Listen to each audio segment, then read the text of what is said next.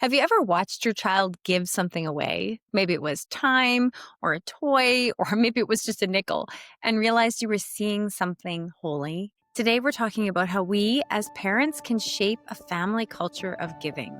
Not just spontaneous generosity, but a rhythm, a habit, or a heart that is tender toward others. Welcome to Little Shoots, Deep Roots, where we become faith gardeners, cultivating deep faith in our families, one little habit at a time. I'm your fellow gardener, Christy Thomas, and today we're diving into the practice of giving. Not just money, but our time and our talents and our treasure. Giving is a discipleship practice, like prayer or reading the Bible. And just like those habits, it's something that grows best when practiced together. I'll name it Creative Kids for Compassion, my 9-year-old son announced at dinner one day. This was the beginning of his big plan to raise funds that would help people gain access to clean water.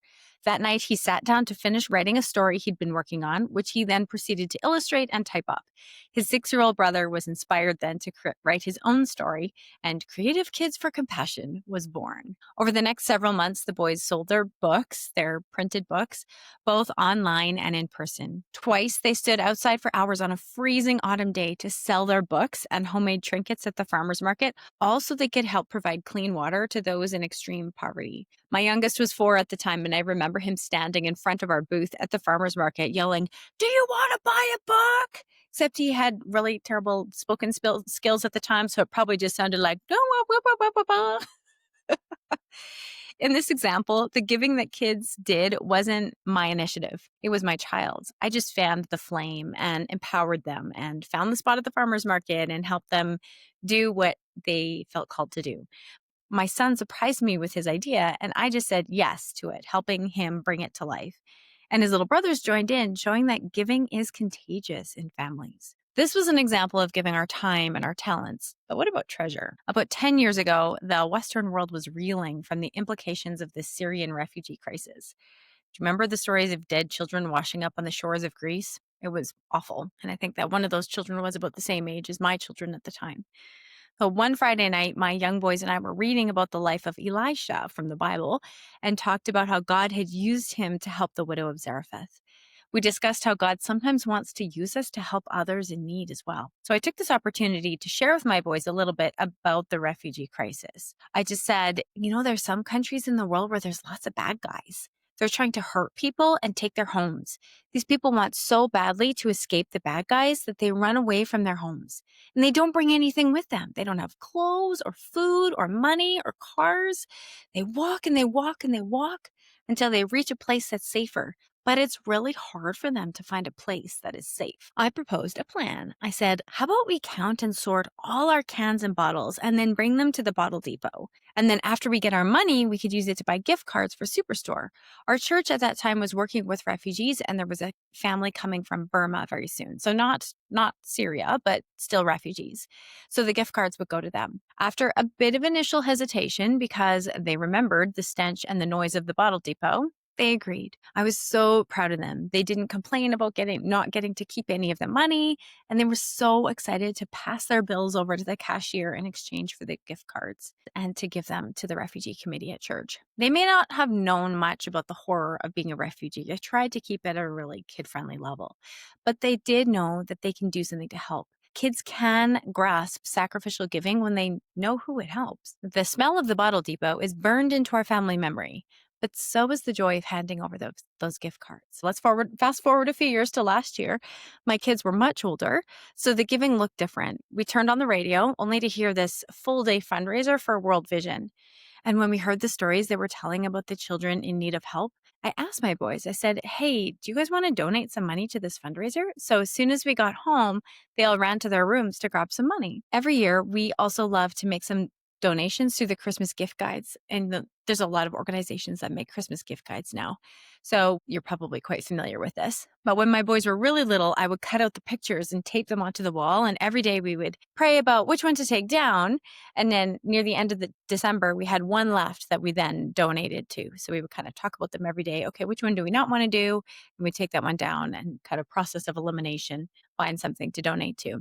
And as my kids got older and had set aside some money for sharing, I invited them to contribute toward a group gift through one of the gift guides. And now, as they've gotten even older, I have given them the gift guides in November and asked them to pray about and choose something to save for.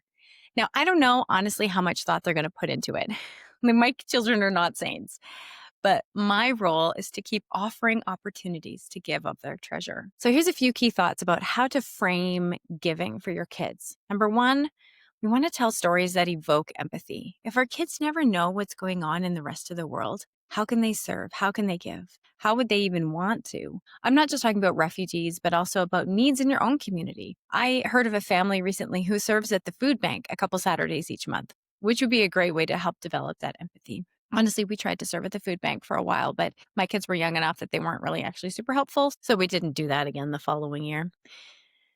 The second thing is make the action tangible. You want them to count cans. You want them to carry boxes at the food bank if they're allowed, or maybe sort through soup cans at the food bank, or hand out actual cash or blankets to the homeless. If you're looking for a good way to introduce the idea of giving as worship, I highly recommend a book called The Sparkle Box. The Sparkle Box is a book written by Jill Hardy, and it's about this boy whose parents, they put the sparkly box under the Christmas tree. And of course, he is very drawn to it, but he's not allowed to know what's in it until Christmas Day.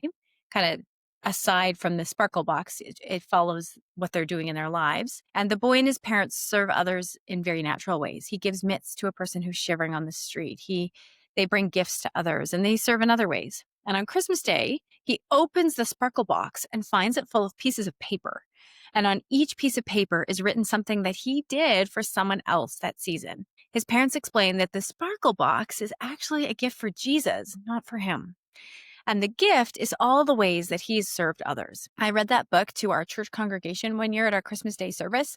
And the book itself actually comes with a flattened sparkle box that you can pop out and reshape into a box. Over December, I asked parents to tell me what kind deeds their kids were doing. And after reading the story to the congregation, then I opened up our own sparkle box and shared, well, this child did this and this child did this. And it was really powerful because we are called to serve and give as Christians. But how do we help our kids move from those one-time inspirations to long-term formation? Well, in our family, we found that giving is more likely to become a habit when it's rhythmic. I'm going to offer some habit ideas for giving of time, talents, and treasure for all those things, not just money, although money is kind of the easiest way to think about it. We want to think about regular habits. So for our treasure, regular habit is something that has come from the Old Testament, is this idea of setting aside 10% from all the money that you get. In fact, my son helped me sell some books the other day. And I said, well, you're going to set aside some money in your share jar. And he's like, well, I suppose I have to because you have that rule. And I said, that's not a rule that I invented. That's a rule that's been around for thousands of years. And it's a rule of thumb, not a you have to do this or else rule, but it's a good rule of thumb for how we can give of what we have been given as a way to recognize that God is the one who gives us the power to make money. So I have my kids set aside 10% from their allowance or odd jobs. And that's just something that they've come to expect, even though apparently they think it's just my rule. We'll have to have a conversation about that. But how can we have these regular habits of giving of our time and talents? Well, here's one example. At my friend's house the other day, her teenage son was about to leave, and he said to her, is there anything you need me to do before I leave? And I just looked at him, and I looked at her, and I was like, what? What is this? Whose teenage son asked that question? And she said, yeah, I've just been teaching them that since they were really young. That, when they're about to go somewhere, they have to ask, is there anything you need me to do before I leave? And her husband is also a really great example of asking that question. So it's something that she'd been training them in when they were very young, and now is borne fruit as they've gotten older, which I thought was very cool. And I wondered, is it too late to do that with my boys? I don't know. Probably not. So what about seasonal habits? Because those are regular habits, things that happen, once a week or fairly regularly. But there's also things that we do seasonally. For example, that idea of choosing from gift catalogs around Christmas time. And if you don't have treasure for this, if your kids don't have money, you could consider maybe fundraising for something like this instead. But you can also give of your time and talents. But one thing our family does is we say yes when our church asks for help with an event, like the Canada Day Carnival or a Christmas dinner. And my kids have been helping with this stuff since they were quite small. We would give them jobs like, okay, you're going to go put all the chocolates on the table. There are things that little ones can do as well. So our habit is just to say yes. And so now when there's an event that they announce, my kids look at me and they're like, are we signed up yet? Because we say yes, even sometimes when I don't want to. So it's a habit, and it's formational for me as well. The goal isn't to do everything, to be honest. Like we can't do everything, and we don't want to do everything. And I can't do the food bank and the refugees and all the Christmas dinners and all the things, but I can do something. We can do something again and again until giving becomes a part of who they are. As they've grown, we've done things like pass out candles during our church's Christmas Eve service and help set up for events. They will help put out chairs or put away chairs. As they get older, it's fantastic. They are able to put out tables and chairs on their own. When they were little, I'd watch my friend's kids while she went to a doctor appointment. Small kids can participate in that. If you do something like help with a meals ministry at church, if you have some sort of meals ministry, little kids can go with you to deliver meals. I always sign up to help deliver a meal to somebody who's just had a baby, so my kids have often come with me to those. Bigger kids could help cook those meals. Older teens could drop the meals off. So there are ways to get involved for everyone if we're looking. And as well, kids of any age can participate in giving gifts to your neighbors. I've already been brainstorming this year what kind of gifts we're going to give to our neighbors. We've done various things, and it's just something little every Christmas, but we just want to do something little to bless them. One year, we baked cookies just for our elderly neighbor who'd been in the hospital. And the sweet woman told us that we were the best neighbors she ever had. And honestly, we hadn't even done all that much. We just made her cookies. And she was like, oh, you're the best neighbors ever. I thought, oh boy, the bar is very low. But this is what people are experiencing these days. I've also brought my kids to help with the food bank, although as I mentioned, that was tricky because there wasn't much they could do except fold boxes. They kind of just got more in the way than anything else. But we just keep looking for ways. So through our homeschool co-op, sometimes we'll visit a retirement home and play games with the folks there.